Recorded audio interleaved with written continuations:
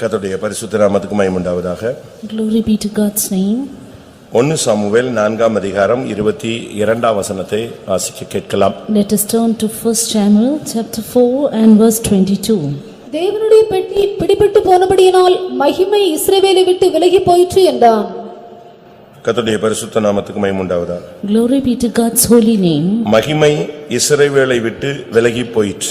The glory is departed from Israel. அதுக்கு காரணம் தேவனுடைய பெட்டி பிடிபட்டது.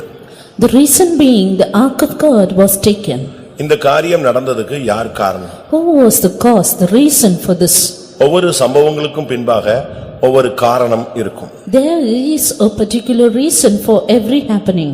நம்முடைய வாழ்வில் ஒரு நன்மை நடந்தால் அதுக்கு பின்பாக ஒரு காரணம் இருக்கும். Even in our lives, if there is some good thing, then there is a reason behind it. நம்முடைய வாழ்க்கையில் ஒரு தீமை சம்பவிக்குமானால் அதுக்கு பின்னாக ஒரு காரணம் இருக்கும். And there, if it happens in evil, then there is a reason behind it. ஒவ்வொரு செடிக்கும் ஒரு வேர் உண்டு.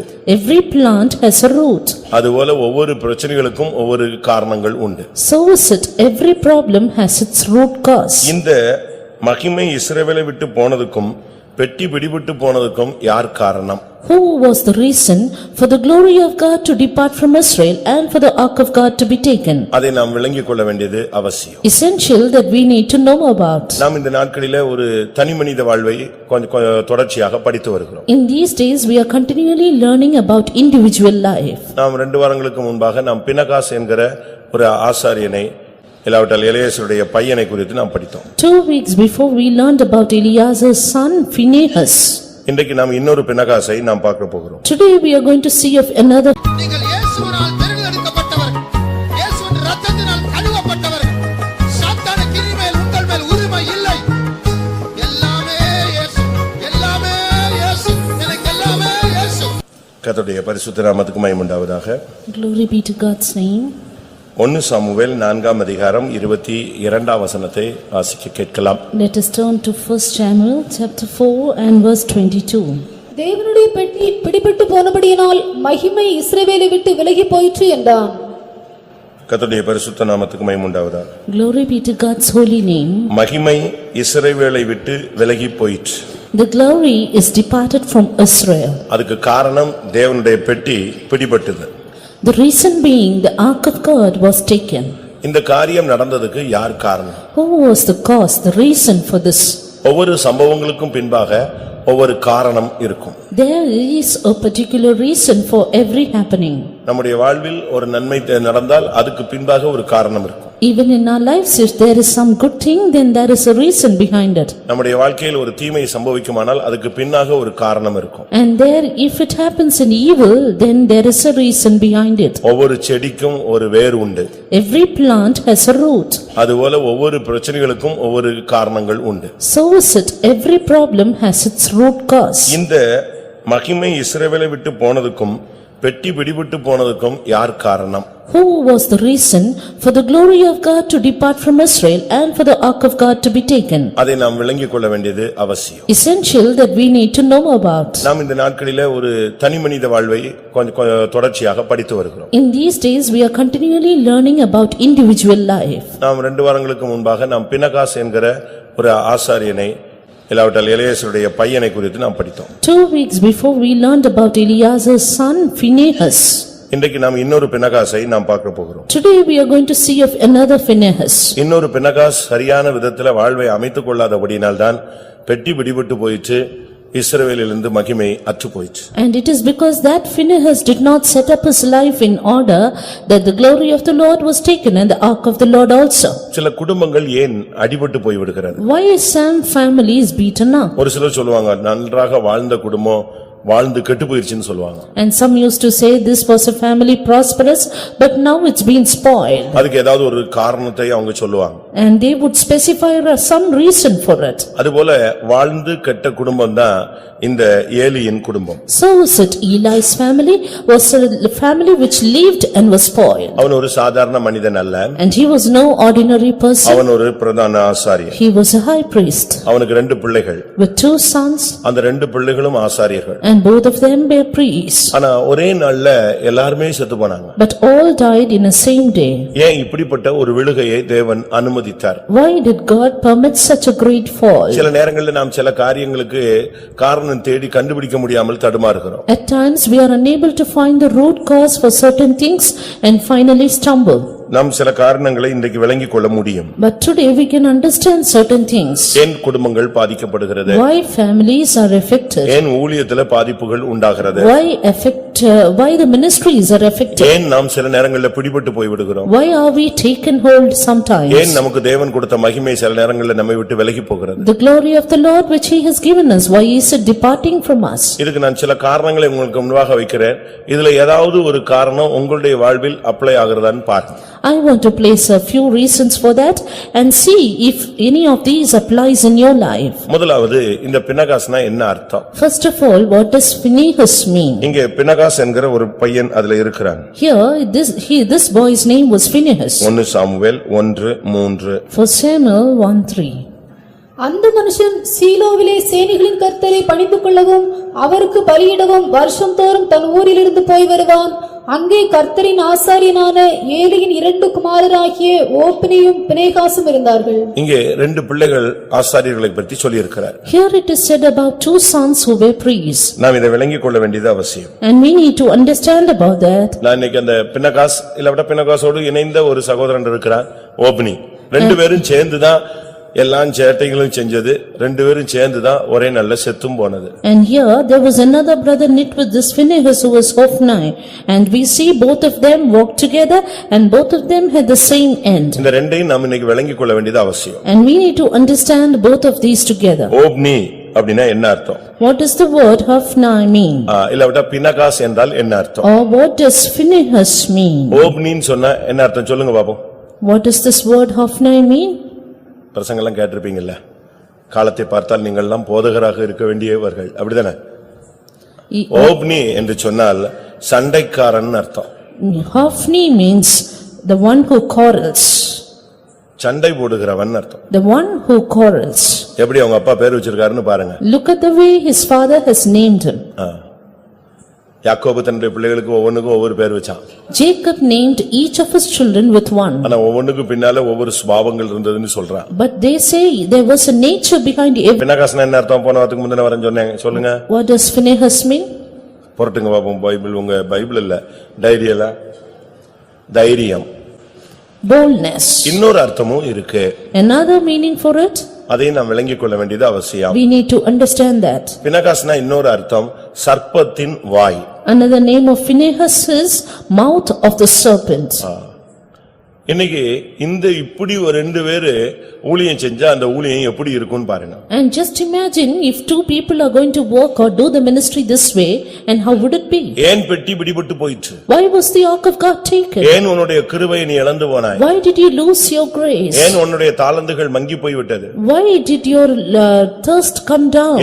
ஏன் உன்னுடைய விசுவாசம் ஒன்றுமில்லாமல் போனது? Why did your faith brought to ஏன் உன் naught? தரிசனத்தை நீ இழந்து போனாய்? Why is your vision lost? அதுக்கு வேதம் சொல்லுகிற முதல் 2 காரணங்கள், ஒன்று உனக்குள்ள இருக்கிற யுத்தத்தின் ஆவி, சண்டையின் ஆவி, இரண்டாவது உனக்குள்ள இருக்கிறதான சர்ப்பத்தின் வாய்.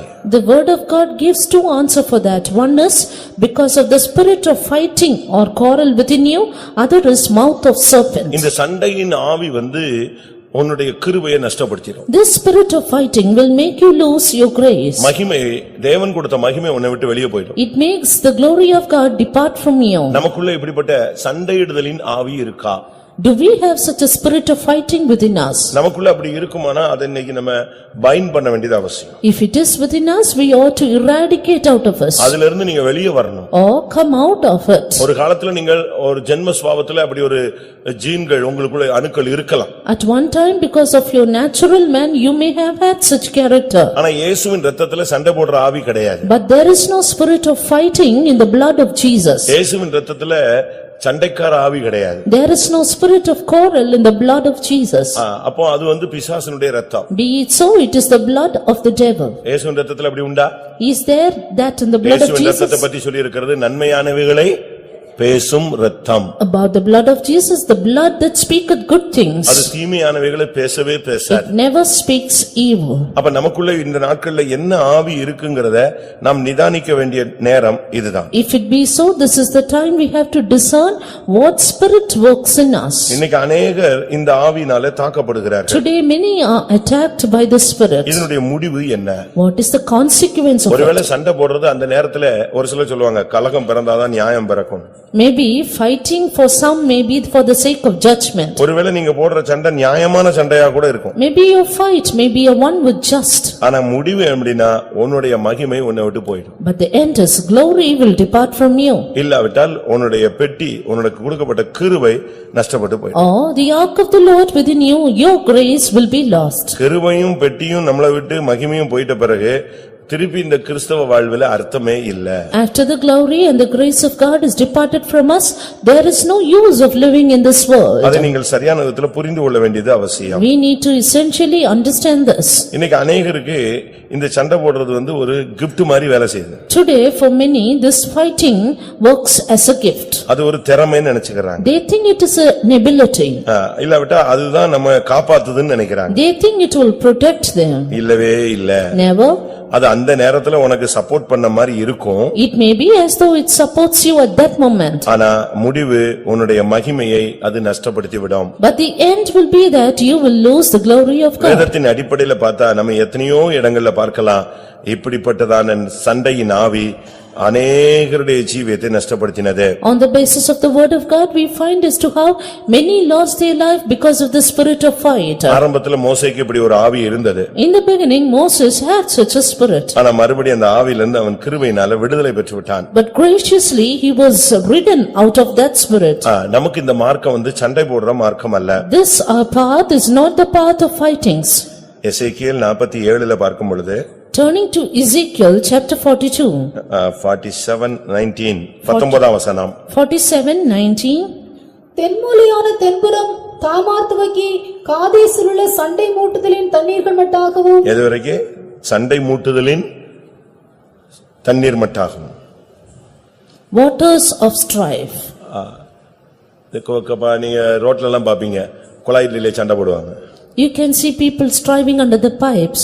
ஒரு சின்ன காரியங்களுக்காக சண்டை போடுறவங்க ரொம்ப பேர் இருக்காங்க. And there are people who fight even for little matters. திரும்பி பார்த்தா ஏன் திரும்பி பார்த்தேன்னு சண்டை போடுவான். And if you turn back, they'll say, why did you turn back? சில வீட்ல பாத்தீங்கன்னா இது ஏன் அங்க வைக்கல அங்க வைக்கல இங்க வைக்கல அதுக்கு ஒரு சண்டை போடுவாங்க. In some houses, they pick up a quarrel saying, why didn't you keep this here and there? ஏதோ ஒரு பெரிய நஷ்டம் வந்துச்சு அப்படின்னா கடிந்து கொள்ளலாம். You can rebuke if there is a great loss. ஒண்ணுமே இல்லாத காரியங்களுக்கெல்லாம் சண்டையை போட்டு அநேக தங்களுடைய கிருபையை நஷ்டப்படுத்துகிறார். But many lose the grace of God making up a quarrel for even little ஒரு things. எபிரேயனும் ஒரு எகிப்தியனும் அடித்துக் கொண்டார்கள். And there was a Hebrew and Egyptian fighting. இவன் போய் ஒருத்தனை அடிச்சு கொன்னுட்டான். And Moses went and smote one.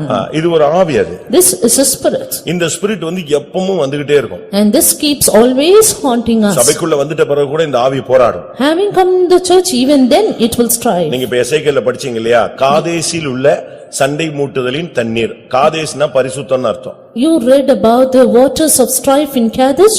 Kadesh means holiness. இந்த சபைக்குள்ள பரிசுத்தத்துக்குள்ள வந்த பிறகு கூட ஒரு சிலருக்கு இந்த ஆவியினுடைய தாக்குதல் இருக்கு. Yes, some are been attacked by the spirit even after coming into this church, which is the church of holiness. உங்களுக்குள்ள இந்த ஆவி இருக்கா? Do you have the spirit within அது ஒரு you? சப்ஜெக்ட், நம்ம அதை இன்னொரு நாள் பார்க்கலாம். This is a subject in detail, we'll see another day. இந்த ஆவிகளை நீங்க நிப்பாட்டணும். But you need to make a full stop for it. அப்படிப்பட்ட ஒரு போராட்டம் உனக்கு வருமானால் ஆண்டவருடைய சமூகத்துல அதை நிப்பாட்டிட்டு நீங்க எல்லாரும் ஸ்தோத்திரம் பண்ண பழகணும். If such a strife be within you, then praise God, to make a full stop for it and praise God. அந்த பினகாச குறித்து படிக்கும் பொழுது We read about that Phinehas. அவன் போய் அந்த ஒரு பிரச்சனையை சால்வ் பண்ணிட்டு வந்துட்டு சொல்றான். அவர்கள் சண்டை போடுவதை நிறுத்திவிட்டு அவர்கள் எல்லாரும் என்ன செய்தார்கள்?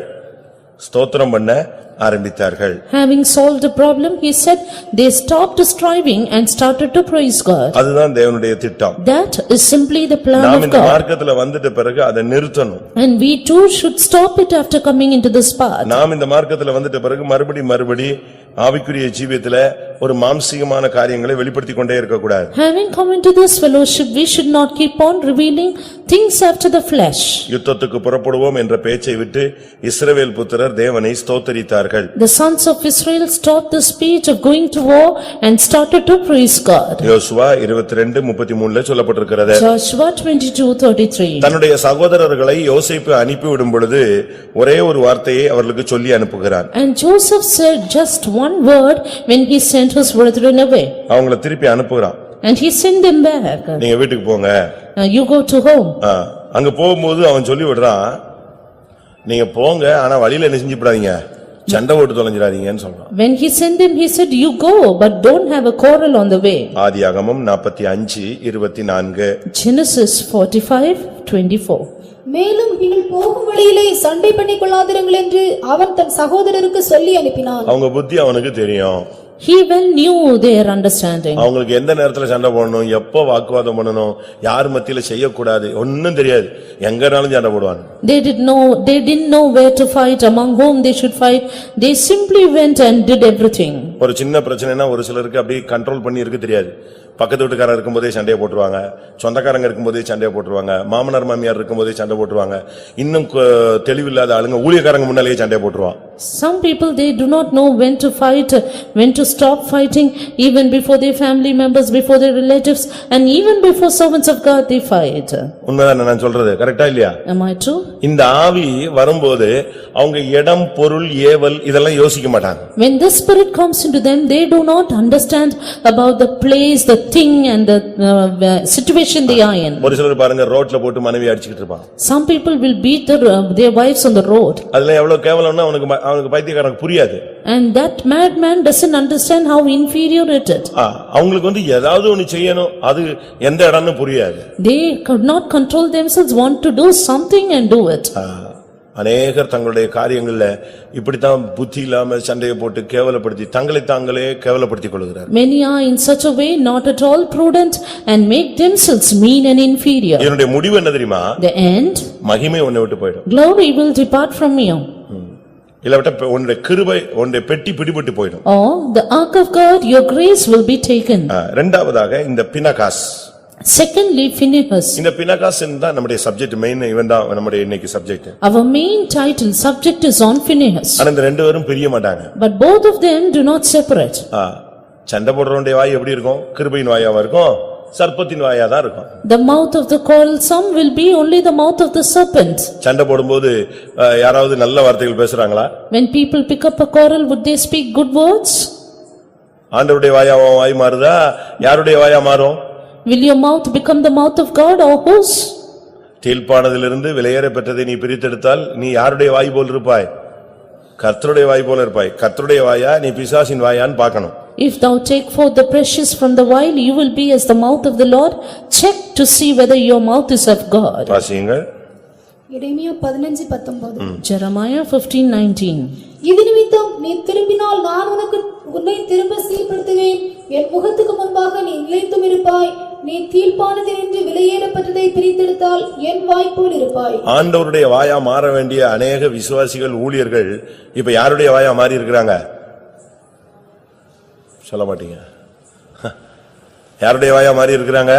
சர்ப்பத்தின் வாயா மாறி இருக்கிறாங்க. Many of the believers and the servants of God who ought to have the mouth of God have now turned to be the mouth of a serpent. சில சர்ப்பம் கொட்டாது, தீண்டாது. Some serpents do not sting. அது நக்கதான் செய்யும். It will only lick. அப்ப என்ன ஆகும்? Then what will happen? அந்த சர்ப்பம் நக்குனாலே சிலருக்குலாம் உடம்பெல்லாம் வீங்கிடும், அலர்ஜி மாதிரி ஆயிடும். Soon when it licks, some will have a very bad allergy. சில சர்ப்பம் பட்டுன்னு கொட்டிடும். While some other serpents will sting. அது பயங்கரமான விஷத்தன்மை உள்ளது. That is very highly poisonous. நீங்க யாருடைய வாய்? Whose mouth are you? கர்த்தர் இந்த சபையில உன்னை கொண்டு வந்தது ஆண்டவருக்கு வாயா இருக்க முடியாது. The Lord has brought you into this church to be the mouth of God. ஆண்டவருடைய வசனத்தை பேச முடியாது. To speak the words of God. ஆண்டவருடைய சுவிசேஷத்தை சொல்ல முடியாது. To preach the gospel of God. Kalvari அன்பை வெளிப்படுத்த முடியாது. To reveal Calvary's love. சமயம் வாய்த்தாலும் வாய்க்காவிட்டாலும் திருவசனத்தை பிரசங்கம் பண்ண முடியாது. To preach the word of God in season and out of season. அந்நிய பாஷையினால் தேவனோடு பேச முடியாது. To speak to God in unknown tongues. உன்னை கர்த்தர் தன்னுடைய தன்னுடைய வாயாக மாற்றும்படியாகத்தான் கொண்டு வந்திருக்கார் சபைக்குள்ள. The Lord desires that you become the mouth of God himself. ஆனா பிசாசு உன்னை யூஸ் பண்றானா உன் வாயை யார் கண்ட்ரோல் பண்றது? But if the devil is using you, who will control your mouth? உன்னுடைய வாய் மூலமா யார் பேசுறா? Who is speaking through your mouth? பிசாசு பேசுறானா இல்லாவிட்டா தேவ ஆவியானவர் பேசுறாரா? Is it the devil or the Spirit of God? அதை கண்டுபிடிச்சிடலாம். Find it out. ஒரு செகண்ட்ல கண்டுபிடிச்சிடலாம். We can do it in a second. ஆண்டவர் பேசினா உனக்கு ஒரு நாக்கு இருக்கும், சர்ப்பம் பேசினா எத்தனை நாக்கு இருக்கும்? சொல்லு. சர்ப்பத்துக்கு எத்தனை நாக்கு? If God speaks, you will have one tongue, but if serpent speaks, how many tongues? சர்ப்பத்தினுடைய நாக்க பாத்திருக்கீங்களா? Have you seen the tongue of a serpent? எத்தனை நாக்கு? இரு நாக்கு. It is bi-tongued. ரெண்டு நாக்கு. Two tongues. நமக்கு ரெண்டு நாக்கு இருக்க கூடாது. We should not have two tongues. 1 தீமோத்தேயு 3ஆம் அதிகாரம் 8ஆம் வசனம். 1 Timothy 3:8. அந்தபடியே உதவிக்காரரும் இருநாக்குள்ளவர்களாயும். பாத்தீங்களா? உதவிக்காரன் இல்லாவிட்ட விசுவாசி கண்காணி ஊழியக்காரன் எத்தனை நாக்கு இருக்க கூடாது அவனுக்கு? இரு நாக்கு இருக்க கூடாது. The helpers, the deacons must not be double-tongued. இரு நாக்குன்னா அதனுடைய அர்த்தம் என்ன? What is the double-tongue mean? சர்ப்பத்தின் நாக்கு, சர்ப்பத்தின் வாய். Mouth of a serpent, tongue of a serpent. அப்ப நம்ம இந்த சபைக்குள்ள வந்துட்ட பிறகு ஆண்டவருடைய வாயா நம்ம இருக்கணும். ஆண்டவருடைய ஊழியத்துக்கு நம்ம பிரயோஜனப்படணும். நீ பிசாசின் வாயாக மாறக்கூடாது. Having come to the church, we should be made use of God in the ministry of God as his mouth and not be as the mouth of a serpent. சர்ப்பத்தின் வாய் எப்படி பேசும் தெரியுமா? பொய் பேசும். The mouth of a serpent will lie. தந்திரமா பேசும். It will deceitful. ரொம்ப டெக்னிக்கா பேசும். It is technical. ஏமாத்துறதுக்கு வஞ்சிக்கிற மாதிரி பேசும். And it will speak as though to deceive. நம்பும்படியா பேசும். It speaks so that others may trust. இப்படிலாம் நீங்க பேசி காரியத்தை சாதிச்சிடலாமே தவிர உன்னுடைய மகிமை போயிடும். You may speak like this and achieve your matter, but your glory will depart. உன்னுடைய பெட்டி, உன்னுடைய கிருபை எல்லாம் நஷ்டப்பட்டு போயிடும். You will lose the graces of God. நீ ஒரு வல்லமை விளங்கும் பெட்டி, அதெல்லாம் ஒண்ணும் இல்லாம போயிடும். Your ark of your strength will be brought to தயவு naught. செய்து நமக்குள்ள இருக்கிற இந்த சர்ப்பத்தின் வாயை கட்டுப்படுத்தி தேவனுடைய வாயாய் மாறுங்கள். Kindly let us control the tongue of the serpent and become the mouth of God. அவங்க பேச ஆரம்பிச்சாங்கன்னா படபடன்னு பேசுவாங்க. Such ones will speak so hasty. ஒரு சிலர்லாம் அப்படியே இந்த பெல்லுல பிரேக்கும் கிடையாது, பேசிட்டே இருப்பாங்க. Some people will keep on speaking without any bell or break. அப்படிலாம் நீங்க பேசி பழக கூடாது. You should not habituate in speaking. யார் முன்னால பேசுறோம், என்ன பேசுறோம், நம்ம பேசுறத கர்த்தர் கேட்கிறார். பைபிள் சொல்லுகிறது கர்த்தருக்கு பயந்தவர்கள் ஒருவரோடு பேசிக்கொள்வார்கள், கர்த்தர் கவனித்து கேட்பார். The word of God says, they that fear the Lord speak to one another and the Lord hearkens to it. ஒரு வார்த்தை நீங்க தப்பா பேசுனீங்கனாலும் அது தேவனுடைய கணக்குல போயிடும். Even if you speak one word mistaken, then that will go into the account of God. அந்த ஒரு வார்த்தை அவனுக்கு போதும், பிசாசு அதை ஸ்ட்ராங்கா பிடிச்சுக்கோ. And the devil will strongly take hold of that one word. அந்த ஒரு வார்த்தையிலேயே நின்னுதான் அவன் போராடுவான். And he will stand and contend with you with that single ஒரு word. அவிசுவாசமான வார்த்தை, One word of unbelief. ஒரு தேவனை துக்கப்படுத்துகிற வார்த்தை, One word of grieving God. ஒரே ஒரு வார்த்தை தேவனுக்கு விரோதமா ஏதாவது பேசிடுவியா? Just one word if you would speak against God. இவைகள் எல்லாவற்றிலும் யோபு தன் உதடுகளினால் என்ன செய்யவில்லை? பாவம் செய்யவில்லையா? அவன் சர்ப்பத்தின் வாயா மாறவில்லை. In all these things Job sinned not with his tongue, with his mouth. He did not become the mouth of a serpent. இந்த பினகாஸ் ஓப்னியினுடைய கேரக்டர் என்ன? Now what is the nature of this Hophni and இவங்க Phinehas? ஆசாரியனுக்கு பிறந்துட்டாங்களே தவிர ஆசாரியனுடைய எந்த அனுபவமும் அவங்களுக்கு கிடையாது. They were born as priests, but they had no experience of a priest. வேதம் சொல்லுகிறது அவர்கள் ஆசாரியர்களாய் இருந்தார்கள். The word of God says they were priests. ஆனா அதுக்குள்ள எந்த விதமான ஒரு தெய்வீக அனுபவங்களும் அவங்களுக்கு கிடையாது. But they had no divine traits within them. நம்ம விசுவாசியா ஆயிட்டோம்னு சொன்னா விசுவாசிக்குரிய ஒரு சிம்பல் நமக்குள்ள இருக்கணும். Even as we are believers, we need to have the sign of a believer within us. இல்லாவிட்டா ஊழியத்துக்கு வந்துட்டோம்னா ஊழியக்காரங்கிற ஒரு சிம்பல் இருக்கணும். Or a servant of God should reveal that he is a servant of நாம் God. நம்மை வெளிப்படுத்த தவறிவிடவே கூடாது. We should not fail to reveal ourselves. ஆண்டவர் நம்மை பார்த்துக்கிட்டே தான் இருப்பார். God will look at us. இவர்கள் ஆசாரியர்கள், ஆனால் தேவனை அறியாத ஆசாரியர். These are priests but have not known God. அவங்க கேரக்டர் பத்தி பைபிள் என்ன சொல்லுகிறது? What does the word of God tell about their character? 1 Samuel 2ஆம் அதிகாரம் 12ஆம் வசனம். 1 Samuel 2:12. ஏலியின் குமாரர் பேலியாளின் மக்களாயிருந்தார்கள். அவர்கள் கர்த்தரை அறியவில்லை. இங்க அவங்களுடைய ரெண்டு தீய அனுபவங்கள் சொல்லப்பட்டிருக்கிறது. Here it is said about two evil natures of them. ஒன்று பேலியாளின் மக்கள், இரண்டாவது அவர்கள் கர்த்தரை அறியவில்லை. They were sons of Belial and they did not know the Lord. அப்படின்னா என்ன அர்த்தம்? What does that mean? பேலியாளின் மக்களை எப்படி கண்டுபிடிக்கிறது? How can we identify the sons of Belial? சமயம் வாய்த்தா அது ஒரு சப்ஜெக்ட் நம்ம படிக்கலாம். Time permits, we can read about that another day. ஆனா பேலியாளின் மக்களுடைய ஒரே ஒரு காரியத்தை மட்டும் உங்களுக்கு சொல்றேன். But I want to tell you one thing, one attribute of sons of Belial. நீதிமொழிகள் Proverbs 6ஆம் அதிகாரம் 6 12, 13, 14. verses 12 through 14. பேலியாளின் மனுஷனாகிய ஒரு துன்மார்க்கன் ஆகடியும் பேசித் திரிகிறான். அவன் தன் கண்களால் சைகை காட்டி தன் கால்களால் பேசி தன் விரல்களால் போதனை செய்கிறான். அவன் இருதயத்திலே திரியாவரம் உண்டு. இடைவிடாமல் பொல்லாப்பை பிணைத்து வழக்குகளை உண்டு பண்ணுகிறான். ஆகையால் சடுதியில் அவனுக்கு ஆபத்து வரும். சகாயமின்றி சடுதியில் நாசமடைவான். இங்க பாருங்க, அவனுடைய துவக்கம், அவனுடைய வளர்ச்சி, அவனுடைய வீழ்ச்சி மூணு இருக்கு. Look at his beginning, his growth and his fall.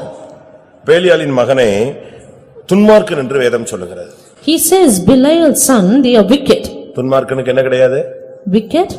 சமாதானமே கிடையாது. Hath no peace. அவனுக்கு சமாதானம் கிடையாது, அவனால யாருக்கும் சமாதானம் கிடையாது. He has no peace and does not give peace to அப்ப others. பேலியாளின் மக்களா இருந்தாங்கன்னா அவங்க துன்மார்க்கர்களாக இருந்தார்கள். If your sons of Belial means they are wicked. துன்மார்க்கர் எப்படி சபையில வைப்பாரு கர்த்தர் அப்படி நீங்க கேக்குறீங்களா? Do you ask how can the Lord keep the wicked in the church? ஒரு விசுவாசியை துன்மார்க்கனா வச்சிருப்பாரா? Can a believer be wicked? ஒரு ஊழியக்காரன் துன்மார்க்கனா இருந்தா சபையில வச்சிருப்பாரா? ஊழியத்துக்கு எடுப்பாரா? Will God take a wicked servant of God into the ministry and keep them in the church? அவனை பாவியத்தான் கர்த்தர் பரிசுத்தவானா மாத்தலான்னு கொண்டு வந்திருக்கிறாரு. அவன் மாறல, என்ன பண்றது? Yes, the Lord brought us such a sinner to become a saint, but he has not changed. What to do? இவங்களை பத்தி பைபிள் என்ன சொல்லுது? About them, what does the word of God say? பிரசங்கி 8:10. Ecclesiastes 8:9. 8:10. பரிசுத்த ஸ்தலத்துக்கு போக்குவரவு செய்த துன்மார்க்கர் அடக்கம் பண்ணப்பட்டதை கண்டேன். பரிசுத்த ஸ்தலத்துக்கு தான் இவங்க என்ன செஞ்சிட்டு இருந்தாங்க? இந்த துன்மார்க்கர் போக்குவரத்து செஞ்சிட்டு இருந்தாங்க. வருவாங்க போவாங்க, பரிசுத்த ஸ்தலத்துக்கு தான் வருவாங்க. ஆனா லைஃப்ல என்ன கிடையாது, இன்னும் துன்மார்க்கர் என்கிற தன்மையிலிருந்து மாற்றம் இல்லை. These were the wicked come and gone from the holy place, but their life has not changed. அப்ப இந்த சர்ச்சில் இப்ப நம்ம இவ்வளவு பேர் உட்கார்ந்திருக்கோம், இதுல எத்தனை பேர் பேலியாளின் மக்கள்? So many of us are seated in the church, but how many of us are the sons of Belial? உங்களை நீங்களே கேள்வி கேட்டு பாருங்க. Ask question to yourself. அவங்க என்ன செய்வாங்க? கண்களால் பேசுவாங்க. Such people will wink with their eyes. பேசுறது எது பேசணும்? வாய்தானே பேசணும். Only your tongue should speak, is it ஆனா not? இவங்க கால்களால் பேசுகிறார்கள், கண்களால் சைகை காட்டுகிறார்கள். But these people wink with their eyes and speak with their feet. விரல்களால் போதனை செய்கிறார்கள். And teach with their fingers. எப்படி இருக்கும்? இப்படி சிக்னல் இருக்கா உங்களுக்கு? Do you have such signaling? கால்களால் பேசுகிறது. Speaking with the feet. அடுத்து கண்களால் என்ன செய்கிறார்கள்? சைகை காட்டுகிறார்கள். Winking with the eyes. விரல்களால் போதனை செய்கிறார்கள். Teaching with the fingers. ஒரு பெண்ணை குறித்து தவறான இல்ல, ஒரு போன் திடீர்னு எனக்கு வந்துச்சு. I received a phone call about a girl. அவ இன்னைக்கு இந்த பிரச்சனையை உண்டு பண்ண போறா, ஓடி போறான்னு ஒரு செய்தி. That she is about to run away today. அந்த செய்தி எனக்கு திடீர்னு கேட்ட உடனே நான் உடனே வண்டி எடுத்துட்டு அந்த வீட்டுக்கு போயிட்டேன். Suddenly when I heard of that message, I fled with my vehicle. உடனே அந்த வீட்டுக்கு போயாச்சு. I went to her house. வீட்டுக்கு போனா அவ ரொம்ப அப்பதான் ட்ரிம்மா கிளம்பி வெளியே வர்ற time. And that was the time she was about to leave. அன்னைக்கு சாயங்காலம் அவ மிஸ் ஆகுறா அப்படின்னு ஒரு செய்தி. இன்னைக்கு அப்படியே வேலைக்கு போயிட்டு அப்படியே ஓடுறது. She thought she can go to the job today and then run away. அப்படி ஒரு செய்தி கிடைச்ச உடனே எனக்கு படபடப்பாயி நான் வேகமா போயிட்டேன். I was just hasty to go to their house then. வீட்டுக்கு போனா அப்பா வேலைக்கு போயாச்சு, அக்கா வேலைக்கு போயாச்சு. When I went there, their father, her elder sister has gone to the job. அம்மாவும் பொண்ணு தான் இருக்காங்க. பொண்ணு வேகமா புறப்பட்டுட்டு இருக்கா. Even her mother is about to go and she is starting in haste. நான் போய் கேட்டேன், உனக்கு இன்னைக்கு என்ன ப்ரோகிராம் சொல்லு அப்படி. I asked her, what is your program today? இன்னைக்கு ஏதோ வேற மாதிரி கேள்விப்பட்டேனே. I heard something else. என்ன விஷயம் அப்படின்னு. What is that? அந்த அம்மாவுக்கு வேர்த்திருச்சு, என்னவோ திடீர்னு பாஸ்டர் பிரதர் உள்ள வந்துட்டாரு. That mother, she perspired saying, suddenly the brother has come. Why? இவளுக்கும் கையும் ஓடல, காலும் ஓடல. She could not move about. என்னடா இது இவ்வளவு கரெக்டா நிக்கிறாரு இந்த ஆளுன்னு. And he is coming correctly to the spot. ஏன்னா வண்டி பேக்கப்ல கரெக்டா இருக்கு. Because all her things are being correct with her. இப்ப போன உடனே அப்படியே போயிரணும் வண்டி. Soon when she is about to leave the job, she goes away. நான் போய் நின்ன உடனே அவளுக்கு பேய் அரைஞ்ச மாதிரி ஆயிட்டா. When I stood there, she was about like ghostly. என்ன பண்ணன்னு தெரியல அவளுக்கு. She could not know what to do. அவங்க அம்மா என்னன்னு என்னைய பிடிச்சு கேக்குறாங்க. Her mother is asking me what? இவ இப்படி சுத்தி அடுத்த ரூமுக்குள்ள போயிட்டா. And she turned about to the another room. அந்த அம்மா இங்க நிக்கறாங்க. The mother was standing opposite. இவ இந்த ரூமுக்குள்ள நிக்கறா. And she was in that room. அங்க இருந்து எனக்கு கை கட்டறா. நீங்க போங்க நான் சர்ச்சுக்கு வரேன்னு அது பாஷை அது. From there she is showing her hand saying, "You go to the church, I will come there."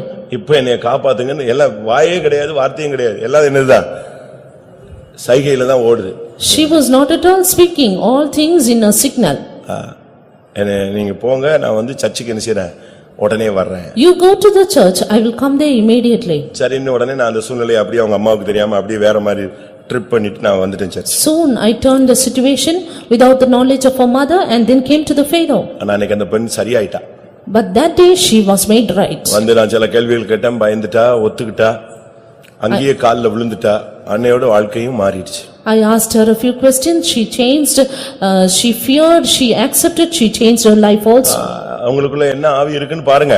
Test what spirit is within you. பெலியாளின் மக்களாக நம்முடைய மக்கள் இருந்து விடக்கூடாது. Let not our sons be the sons of Belial. கால்களால் பேசுகிறது. Speaking with the feet. ஒரு சிலர் சொல்லுவாங்க எங்கள் வாய் பேசாது கை பேசுமா. திமிரு அதிகமாயிடுச்சுன்னா எனக்காகிய கர்த்தர் ஒரு காலத்துல ஓடிப்பாரு திருப்பி. Some will say our mouth will not speak, our hand will speak. அப்படிதானே கால் பேசும் கை பேசுமா. கையெல்லாம் பேசும் ஒரு நாள் அதுவும் கர்த்தர் பேச விடாம நினைச்சுவாரு பிரேக்ல. அப்படி எத்தனை பேர் பண்ணிருக்கான் எத்தனை பேர் இழுத்துட்டு போய் நிக்கிறான்னு நமக்கு தானே தெரியும். Your hand also may speak, but we know as to how many God has stopped or put a break on. நாம இந்த நாட்கள்ல நமக்குள்ள இருக்கிற ஆவிகள் எல்லாம் இனமறிந்து அழித்து சரிப்படுத்த வேண்டிய ஒரு time. Today these are the days or the times in which we have to rectify ourselves. 1 Samuel 2:12 அவர்கள் கர்த்தரை அறியவில்லைன்னு இருக்கு. 1 Samuel 2:12 says they did not know God. அப்படின்னா என்ன அர்த்தம்? What does it mean? கர்த்தரை அறியவில்லை என்பது பிரதிஷ்டை இல்லாத ஒரு ஜீவியத்தை காண்பிக்கிறது. They did not know the Lord means a life without consecration. பிலிப்பியர்ல நாம் பார்க்கும் பொழுது Turning to Philippians. என் கர்த்தராகிய இயேசு கிறிஸ்துவை அறிகிற அறிவின் மேன்மைக்காக நான் எல்லாவற்றையும் குப்பையாய் நஷ்டம் என்று எண்ணுகிறேன். I count all things but loss and dung for the excellency of the knowledge of Christ Jesus. கர்த்தரை அறிகிற அறிவு வரும்போது எல்லாம் குப்பையா மாறிடும். When the knowledge of God comes in, everything will become dung. பிலிப்பியர் 3:7-8 இவைகளை நம்ம இத பார்க்க முடியும். We see this in 7 and 8 of Philippians 3. பிலிப்பியர் 3:11 நாம் இதை பார்க்கலாம். Again 3:11 says this. இந்த அறிகிற அறிவு வரும்பொழுதுதான் உலகத்தில் உள்ளதெல்லாம் நஷ்டம் குப்பைங்கிற ஒரு தாட் வரும். பிரதிஷ்டை இல்லாதவனுக்கு இந்த உலகம் எல்லாம் குப்பையெல்லாம் பெரிய மேன்மையா தெரியும். ஒரு சிலர் பாருங்க குப்பை அள்ளிட்டு தலையில வச்சுட்டு பைத்தியக்காரன் போறான் பாருங்க அதே மாதிரி சிந்தை வந்துடும். Only when we have the knowledge of God, we can count all the excellencies in the world as dung. You see some people all take the dung as some great thing, some people are like that. காரணம் என்ன? Reason? அவங்களுக்கு அது விலையேறப்பட்ட பொருளா தென்படுது. Because such things seem to be excellent for them. இந்த மார்க்கத்துல வந்துட்ட பிறகு விசுவாசிய ஊழியக்காரனோ அவனுக்கு கர்த்தரை அறிகிற அறிவு வேணும் உலகத்தை குப்பையா என்கிற ஒரு தாட் வேணும். But after coming into this fellowship, a servant of God and a believer need to have the thought of the things of the world as dung. இந்த உலகத்துல உள்ளதெல்லாம் கர்த்தர் நமக்கு தருவார். The Lord will grant us the things of the world. தேவைகள் எல்லாம் தேவனுக்கு தர முடியும். God can supply our ஆனா necessities. நாம பிரதிஷ்டை உள்ளவர்களா இருக்கணும். But we ought to be consecrated. உலகத்தை வெறுக்கிறவர்களா இருக்கணும். We to hate the world. தெய்வத்தினுடைய சன்னிதானத்துல எல்லாவற்றையும் வெறுத்து குப்பையாக எண்ணக்கூடியவர்களா இருக்கணும். We should hate everything in the presence of God and count them but down. அவர்கள் கர்த்தரை அறியவில்லை என்று சொன்னால் பிரதிஷ்டையை அவர்கள் பண்ணவே இல்லை. They did not know God means they did not consecrate themselves. அடுத்து அவர்களுடைய வாழ்க்கையில் உள்ள தோல்வி என்ன? The next failure in his life. அவர்கள் கைகளில் 2ஆம் அதிகாரம் 13ஆம் வசனத்தை பார்க்கும் பொழுது 3 கூர் உள்ள ஒரு ஆயுதம் அவர்கள் கையில் இருந்தது. 2:13 we see that a flesh hook with 3 teeth was in their hand. நம்ம கையில இருக்க வேண்டிய ஆயுதம் சூலம் அல்ல, நம்ம கையில இருக்க வேண்டிய ஆயுதம் சிலுவை. The armor in our hand should not be this flesh hook but it should be the cross. அவங்க கையில ஒரு பெரிய சூலம் மாதிரி வச்சிருந்தாங்க. ஒரு ஃபோர்க். நம்ம ஃப்ரூட்ஸ் சாப்பிடுறதுக்கு ஒரு ஃபோர்க் யூஸ் பண்றோம் இல்லையா அதே மாதிரி அவங்க யூஸ் பண்ணது என்னது பெருசு கொப்பரையில குத்துற மாதிரி வச்சிருப்பான் 3 கூர். எவ்வளவு குத்தி எடுக்கிறோமோ அவ்வளவு எடுத்துருவான். They had the very sharp 3-teethed flesh hook or the fork. யோசிச்சு பாருங்க. Just think, நமக்கு அப்படி இருக்கா? do we have நீ that? சிலுவையை வச்சிருக்க வேண்டிய ஆள், நீ சூலம் வச்சிருக்க ஆளு கிடையாது. You should have the cross and not the fork. அவங்க போஜன பிரியர்களாக இருந்தார். They were gluttonous. சாப்பாடுன்னா அவனுக்கு ஒரு பெரிய ஒரு ஆவி அது. Food was a bad spirit for them. நமக்கு அப்படி இருக்கா? Do we have that? கொஞ்ச நாள் சாப்பிட போறோம் அதுக்கு பிறகு என்ன அப்படிங்கிறீங்களா? Do you think, I am going to eat only few days and then not? ஒரு ஊழியக்காரர் போய் ஒரு இடத்துல சாப்பிட்டார். One servant of God went to a place to eat, ஒரு ஹோட்டல்ல in a hotel. சாப்பிட்டாரு அந்த கேஷியர் இவரை பார்த்துக்கிட்டே இருந்தான். He was keeping on eating and the cashier was watching him. அவனும் பார்த்துக்கிட்டே இருக்கிறான், இவரும் ஆர்டர் பண்ணி சாப்பிட்டுட்டே இருக்கிறார். He kept on ordering and he was having a good meal. அவன் ஒரு நாள் விட்டுட்டான். One day he left off. என்னத்தையே சாப்பிட்டு போறாங்க, Let him eat anything. நமக்கு சேல்ஸ் ஆனா நல்லதுன்னு விட்டுட்டான். Our matter is only about the sales. இப்படி அது கண்டினியூ ஆயிடுச்சு. It continued. ஒரு நாள் அவன் பார்த்தான், அவனுக்கு ஆச்சரியமா இருந்துச்சு, என்னடா இப்படி சாப்பிடுறானுங்க. One day he was surprised to see how the servant of God ate. வாங்கி வாங்கி வாங்கி வாங்கி தின்னுகிட்டே இருக்கான். Kept on buying, kept on eating. நான் சொல்றது ஜோக் இல்ல. It's no joke.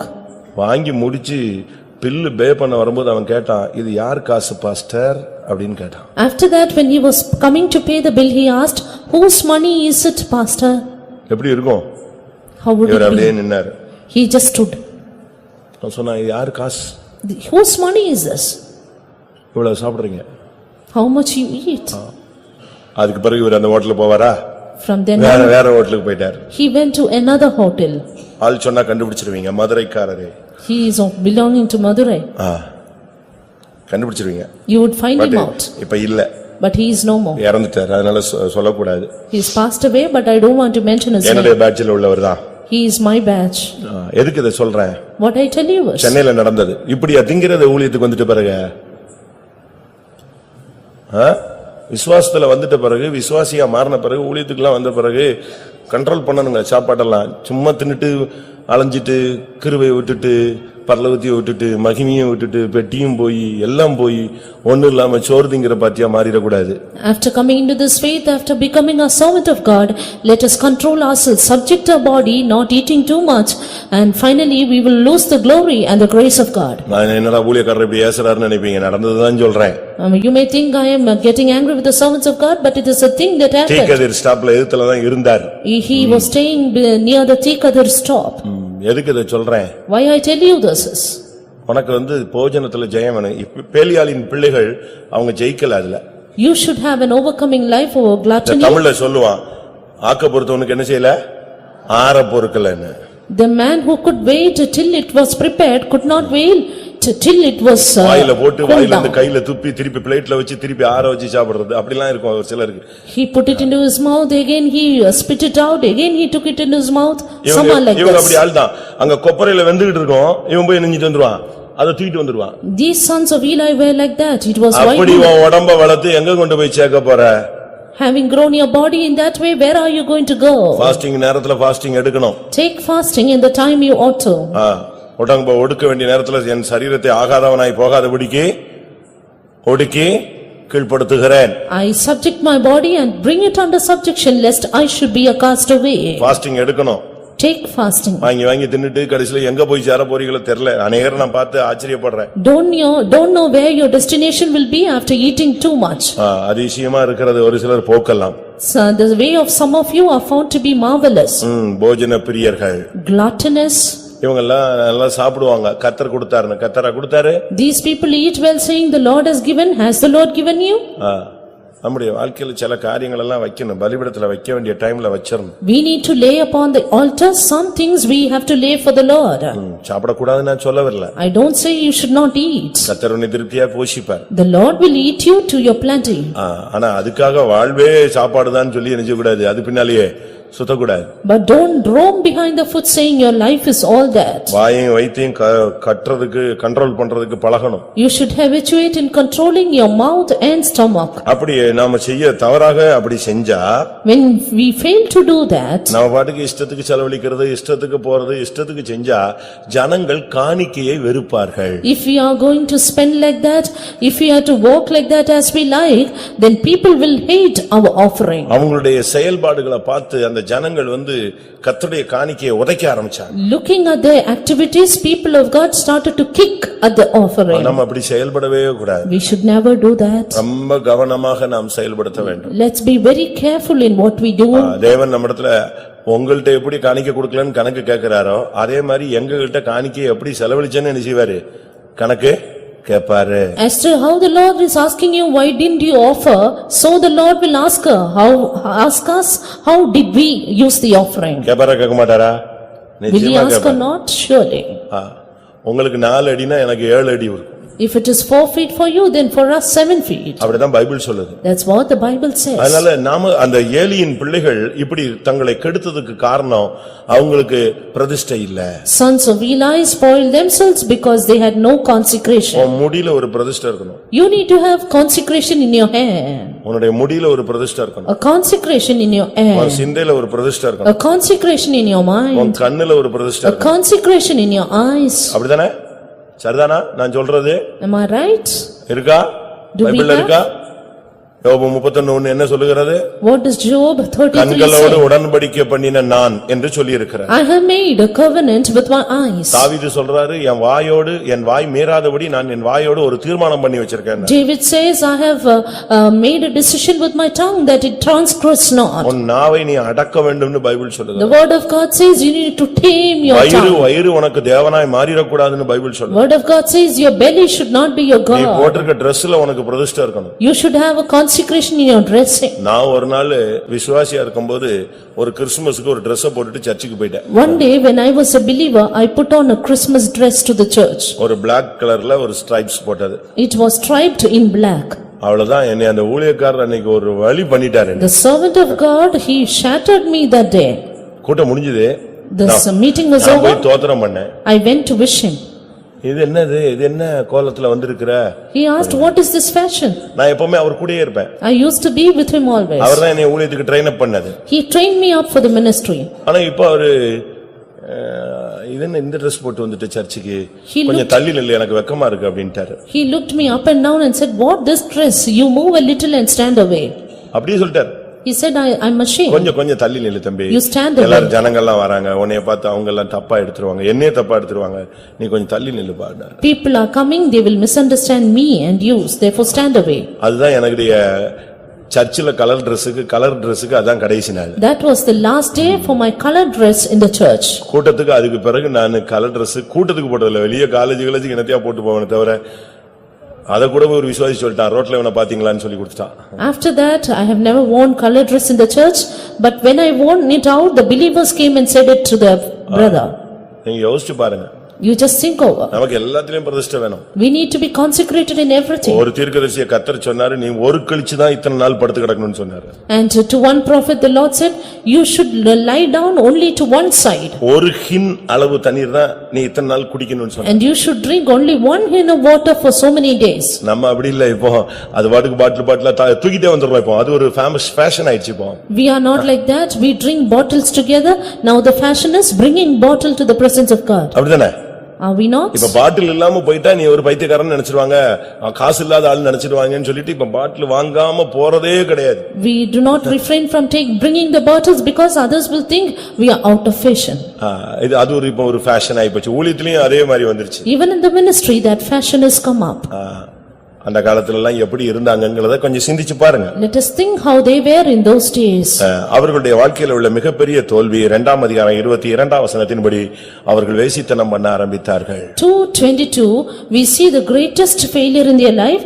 They started to commit fornication. ரெண்டு விதமான விபச்சாரம் இல்லாட்ட வேசித்தனம் இருக்கிறது. Two kinds of fornication or adultery. ஒன்று எழுத்தின் பிரகாரமானது. One literal.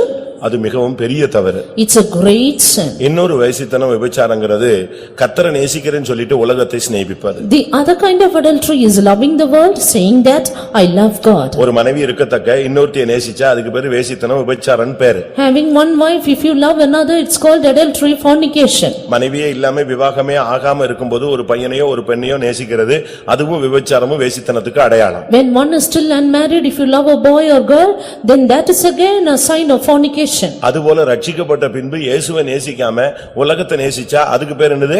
விபச்சாரம்னு அர்த்தம். So is it after getting saved, loving the world more than God, that is a fornication. நான் சொல்றது கரெக்ட் தானா? Am I right? யாக்கோபு 4:4 படிச்சு பாருங்க. James 4:4. விபசாரரே விபசாரிகளே, உலக சிநேகம் தேவனுக்கு விரோதமான பகை என்றீர்களா? போதுமா?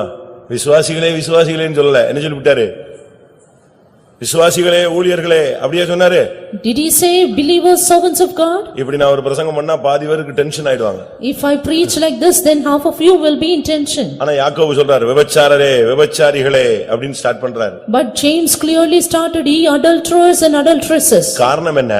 Reason? இயேசுவே உம்மை நேசிக்கிறேன்னு சொல்லிட்டு மறுபடியும் உலகத்து பக்கம் போறியே, அது விபச்சாரம். They say, I love my Jesus, but still go back to the world. இதுதான் அன்னைக்கு நடந்த தன்மை. That is what happened on that day. கர்த்தரை நேசிக்கிறேன்னு சொல்லிட்டு மாம்சத்துல அவங்க விழுந்து போய் விட்டார்கள். They said, we love God, but they fell down in flesh. நீ செய்யற தப்பு உன் சந்ததி தவறு செய்யறதுக்கு காரணமா இருக்க கூடாது. The mistake that you commit should not be the reason for the falling of your generation. நான் திரும்பவும் சொல்றேன். Repeating. நான் ஒரு தப்பு செஞ்சு அதை இன்னொருத்தன் பார்த்து அதே தப்பு செஞ்சான்னா நான் அவன் தப்பு செய்யறதுக்கு நான் தான் யாரு? நான் தான் என்ன யாரு? காரணம். I commit a mistake. Another person is looking at me and committing the same mistake, then I am the cause for அதே that. போல சபையில ஒருத்தன் தப்பு செய்யறதுக்கு நீ ஒரு காரணமா இருக்க கூடாது. So is it, you should not be the cause for another person committing sin in the church. ஏன் உன் பிள்ளையே அந்த தவறு செய்யறதுக்கு நீ ஒரு காரணமா இருக்க கூடாது. You should not be the cause for your children committing that sin. அதனால தான் பைபிள் சொல்லுகிறது அவர்கள் மற்றவர்கள் மீறி நடக்க காரணமா இருந்தார்கள். That is why the word of God says they were the reason for others to transgress. 1 Samuel 2:24. 1 Samuel 2:24. என் குமாரரே வேண்டாம், நான் கேள்விப்படுகிற இந்த செய்தி நல்லதல்ல. கர்த்தருடைய ஜனங்கள் மீறி நடக்கிறதற்கு காரணமாயிருக்கிறீர்களே. நாமே மத்தவங்க விழுகிறதுக்கும் கெட்டு போறதுக்கும் காரணமா இருக்க கூடாது. We should not be the reason or the cause for the corruption and the fall of others. பழைய விசுவாசிகள் இந்த விஷயத்துல ரொம்ப கவனமா இருக்கணும். Old believers should be very careful in this. புதுசா வர்றவங்க உங்களை பாப்பாங்க. Newcomers will come and see you. நான் ஒரு வீட்டுக்கு விசிட்டிங் போயிருந்தேன். I went for a visiting in a house. ஜெபம் அப்போ ஒரு ஆர்சி விசுவாசி வந்திருந்தார். There an RC believer came. அப்ப நான் ஜெபிப்போம்னு சொன்னேன், ஜெபிச்சோம். I said we'll pray and we prayed. அப்போ அந்த ஆளு அப்படி நார்மலாவே உட்கார்ந்தே ஜெபிச்சார். Then that person, the person of the house, he prayed normally. நான் ஜெபிச்சு முடிச்ச உடனே சொன்னேன், ஆர்சில நல்ல நெடுமுழங்கால் போட்டு ஜெபிப்பாங்களே, நீங்க அப்படி ஜெபிக்கலையேன்னு கேட்டேன். Soon after the prayer I said, in RC people used to be on knees, but you don't do that. அவன் உடனே ஒரு வார்த்தை சொன்னான். He soon told one word. நீங்க ஜெபிக்க ஆரம்பிச்சீங்க, உங்க விசுவாசிகள் அப்படியே உட்கார்ந்திருந்தாங்களா, நான் இப்படித்தான் இருக்கணும் போல் இருக்குன்னு நான் நினைச்சுக்கிட்டேன், அப்படியே இருந்துகிட்டேன். When you started to pray, your believers sat like this, therefore I thought I should be like that. எப்படி இருக்கும்? Then see. அது பிறகுதான் பார்த்தேன், இவன் நம்ம ஆளு என்ன செய்யல, முழங்காலே போடல. It is only then I found out our people did not be on knees. அப்போ இவனை பார்த்து தான் அவன் கெட்டு போறான். So looking at him, that man also transgressed. மற்ற ஜனங்கள் உங்களை தான் பாப்பாங்க. Other people, they watch you. சத்திய மார்க்கம் உங்கள் மூலமா தூஷிக்கப்படக்கூடாது. The way of truth should not be blasphemed through you. நீ ஒரு இஷ்டத்துக்கு Dress போடுறது, இஷ்டத்துக்கு சுத்துறது, உன்னை எங்கேயோ ஒரு இடத்துல தவறான இடத்துல பார்த்துட்டு பலரும் எடறி போனாங்கன்னா நீ தான் அவர்கள் மீறி நடக்க காரணம். Your dressing, your wandering, you standing in a wrong place will be the cause of fall in others. ஏன் மகிமை போகுது? Why is glory departing? நம்முடைய ஜீவிதத்தில் உள்ள தோல்விகள். Because of the failures in our life. பெட்டியை ஒருத்தன் தொட முடியுமா? Can anyone touch the ark? ஆனா பெட்டி பிடிபட்டு போயிருச்சே, எப்படி அப்படி நடந்தது? But the ark of God is taken, how come? அவர்கள் தகப்பன் சொல்லை கேளாதவர்கள். They hearken not the father's voice. 2:25. 2:25. மனுஷனுக்கு விரோதமாக மனுஷன் பாவம் செய்தால் நியாயாதிபதிகள் அதை தீர்ப்பார்கள். ஒருவன் கர்த்தருக்கு விரோதமாக பாவம் செய்வானேயாகில் அவனுக்காக விண்ணப்பம் செய்யத்தக்கவன் யார் என்றான். அவர்களோ தங்கள் தகப்பன் சொல்லை கேளாமற் போனார்கள். அவ்வளவுதான். ஆண்டவருடைய சொல்ல, பிதாவின் சொல்ல கேட்கல, பெத்த தாய் தகப்பனுடைய வார்த்தையை கேட்கலன்னா கர்த்தர் எப்படி என்ன செய்வாரு? சாபத்துக்குள்ளதான் கொண்டு போவாரு. They hearken not unto the voice of their father, therefore the Lord took them into the curse. யோசிச்சு பாருங்க. Just think about it. அதனால தான் 3:13 சொல்லி இருக்கிறது, That is why அவர்கள் தங்கள் மேலே சாபத்தை வரப்பண்ணி கொண்டார்கள். in 3:13 it is said, that they made the curse to come upon themselves. பிறந்ததிலிருந்து ஊழியம் செஞ்சு முடிவு சாபம். They did the ministry right from birth, end is curse. காரணம் அவர்களுடைய வாழ்க்கையில உள்ள தனிப்பட்ட ஜீவியத்தில் உள்ள பல தோல்விகள். Reason was the failures of various things in their personal life. ஒன்று சண்டை, One strife, மற்றொன்று சர்ப்பத்தின் வாய், two mouth of the serpent, அடுத்து பேலியாளின் மக்கள், three sons of Belial, அடுத்து பிரதிஷ்டை இல்லை, and next no consecration. அடுத்து அவர்கள் போஜன பிரியராயிருந்தார்கள். Fifthly gluttonous. சிலுவை இல்லை, அவர்கள் கைகளிலே சூலம் இருந்தது. Sixthly no grace, but no cross but four. மற்றவர்கள் தவறாய் நடக்க அவர்கள் முன்மாதிரியாக இருந்தார்கள். Seventhly four examples for others to transgress. எட்டாவதாக அவர்கள் வேசித்தனம் பண்ணினார்கள். Eighthly committed adultery. ஒன்பதாவது அவர்கள் தகப்பன் சொல்லை கேட்கவில்லை. Ninthly hearkened not to their father. அது நிமித்தம் அவர்கள் பாவம் பெரியதாக இருந்தது, அவர்கள் நடக்கை சரியில்லை, சாபத்துக்கு உள்ளாக மாறினார்கள். Because of which their sin was great, walk was wrong, and finally put into curse. எல்லாம் செஞ்சுட்டு கடைசில எங்க வந்து நிப்பாங்க? After doing everything, where would they stand எல்லாம் finally? பண்ணிட்டு எங்க வந்து உட்கார்ந்துக்குவான்? After doing everything, they come and 4 வாசிங்க. 4:4. அப்படியே கேருபீன்களின் மத்தியிலே வாசமாயிருக்கிற சேனைகளின் கர்த்தருடைய உடன்படிக்கை பெட்டியை எடுத்து வர ஜனங்கள் சீலோவுக்கு சொல்லி அனுப்பினார்கள். அங்கே ஏலியின் 2 குமாரராகிய ஓப்னியும் பினேகாசும் கர்த்தருடைய உடன்படிக்கை பெட்டி அண்டையில் இருந்தார்கள். எல்லாம் பண்ணிட்டு எங்க வந்து உட்கார்ந்துக்குவான்? அமைதியா Doing everything silently, they sat. எல்லாம் பண்றதெல்லாம் பண்ணிடுவான், கடைசில எங்க வந்து உட்கார்ந்துக்குவான்? They did அழகா பெட்டிக்கிட்ட வந்து பேசாம இந்த பூனையும் பால் குடிக்குமான்னு பேசாம வந்து உட்கார்ந்துக்குவான். They did everything and finally came near the ark of God and sat there. எங்கேயும் அமைதியா வந்து உட்கார்ந்து ஸ்தோத்திரம் பண்ணிட்டு அப்படியே ஒண்ணுமே தெரியாத மாதிரி போறது, வெளியே போன உடனே எல்லா சேட்டையும் பண்றது. They remain silent here, they praise God and just go out. After that doing all kind of naughtiness. பிரியமானவர்களே, இதெல்லாம் இந்த ரெட்ட வேஷம் 3 வேஷம்லாம் நம்ம இங்க போட முடியாது. தேவனுடைய கண்கள் உன்னை பார்த்துக்கிட்டே தான் இருக்கும். Beloved ones, we cannot be in disguise, for the eyes of the Lord will always watch us. அப்ப ஏன் உடனே தேவன் பதில் கொடுக்கலங்கறீங்களா? If it be so, then why do you say God doesn't answer immediately? Wait பண்ணுவாரு. He waits. அவருடைய அன்பின் கயிறு நீளமானது. He sends his cord of love which is long. எவ்வளவு டைம் கொடுக்கணுமோ கொடுப்பாரு. He gives a long time. அவருடைய மன உருக்கத்துக்கு ஈடு இணையே கிடையாது. There is no comparison for his loving ஒரு லிமிட் kindness. வரைக்கும் அவர் உனக்கு சான்ஸ் கொடுக்கறாரு. He gives chance till the limit. அதுக்கு பிறகுதான் பட்டயத்தை தூக்குறாரு. And then takes up the sword. அதுக்கு பிறகு பட்டயத்தை அவர் கோபம் கொண்டுட்டா அதுக்கு முன்னால என்ன செய்ய முடியாது. அவருடைய கோபத்துக்கு முன்பாக நிலைநிற்பவன் யார்? If he then gets angry, who can stand before his anger? ஆண்டவர் சொல்றாரு, The Lord says, இவங்க சந்ததியில உள்ளவங்க எங்களுக்கு ஏதாவது ஒரு ஊழியம் தர மாட்டீங்களா அப்படின்னு பிற்காலத்துல வந்து கேட்பாங்களாம். in the future, the people of this generation shall ask, will the Lord not give us any ministry to do? ஊழியத்தை விட்டு போனவங்க எல்லாம் எங்கயாவது ஒரு ஃபெய்த்தம்ல எங்களை வைக்க மாட்டீங்களான்னு கேட்பாங்க. You look at the people who left the ministry, they will ask saying, will you not keep us in some or the other faith home? அப்படிதானே? 1 சாமுவேல் 2ஆம் அதிகாரம் 36ஆம் வசனம். 34. அப்பொழுது உன் வீட்டாரில் மீதியாயிருப்பவன் எவனும் ஒரு வெள்ளிப்பணத்துக்காகவும் ஒரு அப்பத்துணிக்கைக்காகவும் அவனிடத்தில் வந்து பணிந்து, நான் கொஞ்சம் அப்பம் சாப்பிட யாதொரு ஆசாரிய ஊழியத்தில் என்னை சேர்த்துக் கொள்ளும் என்று கெஞ்சுவான். எப்படி? Verse 36. ஒரு கொஞ்சம் சாப்பாடு கிடைக்கிற மாதிரி ஏதாவது ஒரு ஊழியம் நான் செஞ்சுக்கிட்டுமா அப்படின்னு வந்து கேட்பானா? உள்ள விடுவாங்களா? They will come and ask, shall I do any of the priest's office to eat a piece of bread? நீங்க யோசிச்சு பாருங்க. Look and see.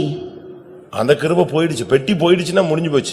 Ark of God is finished, gone, and then everything is மகிமை finished. போயிடுச்சுன்னா அதோட எல்லாமே முடிஞ்சது. Glory is gone and everything is gone. நல்லா புரிஞ்சுக்கோங்க. திருப்பி வந்து ஆண்டவரே எனக்கு கிருபை தாங்க, உமக்காக நான் நிக்கணும், ஒண்ணுமே முடியாது. After the Lord is against us, you can't return and say, Lord, forgive me that I may come again. இது ஒரு கிருபையின் காலம். This is a time of grace. இந்த டைமை நம்ம பயன்படுத்திக்கிட்டோம்னா நம்ம பாக்கியவான்கள். Let us make use of this time to be privileged. இந்த பரலோகத்துக்கு பாதாளத்துக்கு போயிட்டு வந்தவங்க சாட்சி எல்லாம் கேட்டு பாருங்க. You ask the testimony of the people who had gone and trance to heaven and hell. என்னென்ன காரியத்துக்கெல்லாம் அங்க போய் கடக்கறான்னு பாருங்க. Look as to how the people are there ended up for what all things. ஒரு சாட்சி கேட்டேன். ஒருத்தர் வந்து அங்க போய் பிரசங்கம் பண்ணிட்டு இருக்காராம். எங்க டிவி சொன்னாரு, இங்க என்ன செய்யறானோ அதத்தான் அங்கேயும் செய்வான். அதே மாதிரி இங்க குடிச்சிட்டு இருக்கவன் அங்க நரகத்திலையும் குடிச்சிட்டு சுத்திட்டே உருண்டுகிட்டே இருக்க வேண்டிய அக்கனிக்குள்ள, இங்க பிரசங்கம் பண்ணி ஜீவிக்காதவன் அங்க போய் பிரசங்கம் பண்ணிட்டு இருக்கான். Pastor, you said the man who does whatever he does here, he will enjoy it in hell also. This man who was preaching here but did not obey God, finally there he was preaching. கேள்விப்பட்டிருக்கீங்களா அந்த சாட்சியை? Have you heard this testimony? Angelica சாட்சியை போய் கேட்டு பாருங்க. You go and hear the testimony of Angelica. அங்க போனா நரகத்துல ஒருத்தன் பைபிள் வச்சிட்டு பிரசங்கம் பண்ணிட்டே அலையறானா. There in hell one person was preaching from the Bible. அப்போ அவங்க அந்த சகோதரி கேக்குது, என்ன இது பைபிள் வச்சிட்டு நரகத்துல கூட பிரசங்கம் பண்றாங்க, அங்க என்ன பண்ணாலும் இங்க அதே தான் நிஜமா பண்ணிட்டே சுத்துவான். Then the sister asked a question, why is he preaching in hell? Then he said, what he did in earth he will continue in அப்ப இங்க eternity. என்ன அவங்க யார் மனம் திரும்ப போறா? Then who is going to change, repent?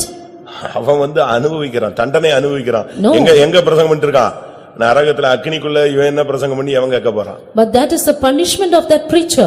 He is going to preach in hell and nobody is going to repent. இந்த பினகாஸ் சர்ப்பத்தின் வாயாய் மாறி போனான். This Phinehas became the mouth of the serpent. இந்த ஓப்னி சண்டைக்காரனாய் மாறி போனான். Hophni became a quarrelsome one. அன்னைக்கு கர்த்தர் மிகுந்த வேதனைப்பட்டார், என்றால் அவருடைய வல்லமை விளங்கும் பெட்டி அன்றைக்கு பிடிபட்டு போய்விட்டது. And God was much grieved on that day because the ark of his strength was அன்னைக்கு taken. மகிமை இஸ்ரவேலை விட்டு போய்விட்டது. And the glory of the Lord departed from us. ஏன் இன்னைக்கு மாலையில கர்த்தர் இத பேசுறாரு? Why is God speaking that this evening? பெட்டி பிடிபடுவதற்கு முன்பாக, மகிமை இஸ்ரவேலை விட்டு போறதுக்கு முன்பாக நாம் நம்மை சரிப்படுத்திக் கொள்ள வேண்டியது அவசியம். Even before the ark of the Lord can be taken and the glory of the Lord can depart, let us set right எல்லாரும் ourselves. கண்களை மூடு. Let us all close our eyes. ஒரே நாளில் அவனுடைய தகப்பன், அவனுடைய மனைவி, அவனுடைய வாழ்வு எல்லாம் முடிந்து போனது. In just a single day, his father, his wife and everything of his life was gone. அப்படிதானே?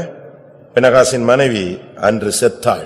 Wife of Phinehas, she died. பினகாஸ் செத்தான். Phinehas died. ஓப்னி செத்தான். Hophni died. ஓப்னி பினகாசுடைய தகப்பன் ஏலி செத்தான். And their father Eli died.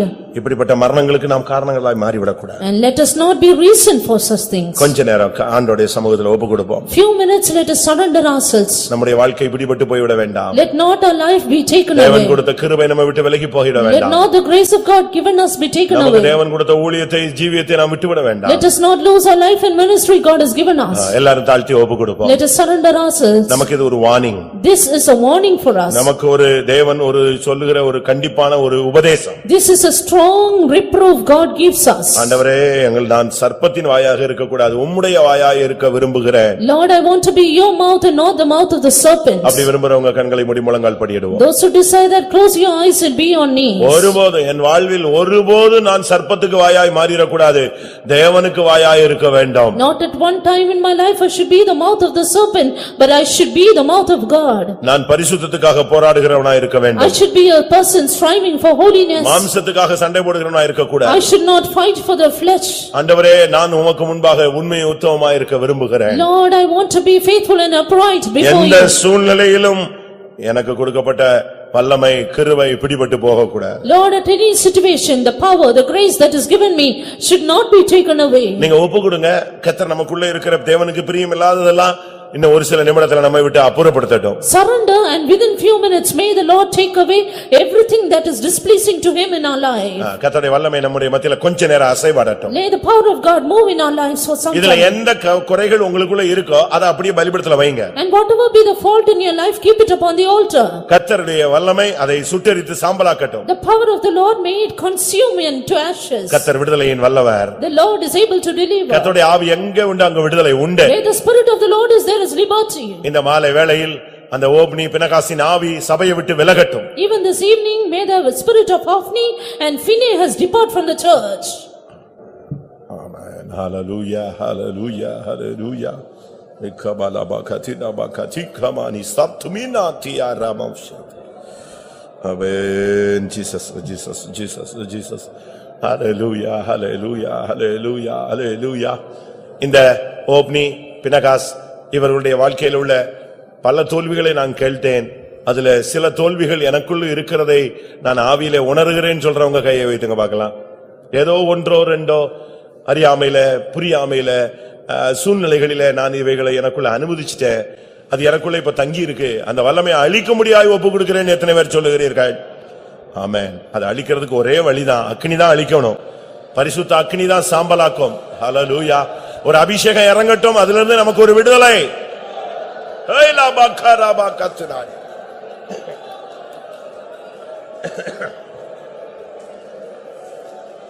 Amen, amen, amen.